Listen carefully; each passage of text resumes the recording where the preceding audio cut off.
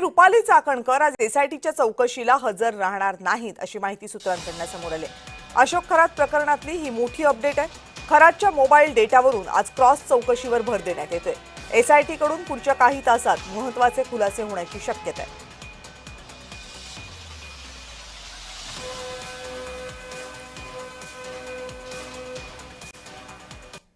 दरम्यान अंजली दमानिया आणि विजय वडेट्टीवार यांनी या सगळ्या संदर्भामध्ये काय प्रतिक्रिया दिली बघूया।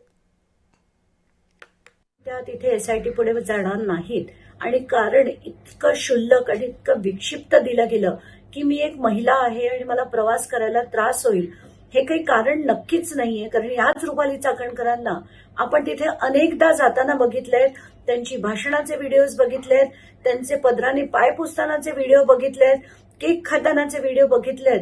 तर असंख्य वेळा समारंभांना ते तिथे जात होत्या आणि आता अचानकपणे त्या म्हणतात मी महिला आहे आणि प्रवास करू शकत नाही। ते कोणालाही बुद्धीला न पटण्यासारखी गोष्ट आहे।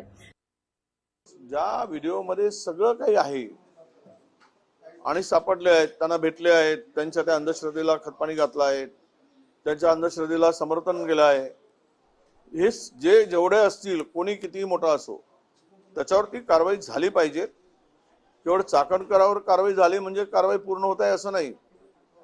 ती तर दोषी आहेच, त्यांच्यावर काय कारवाई करायची ते सुरू आहे, त्यांना नोटीस दिलं आहे।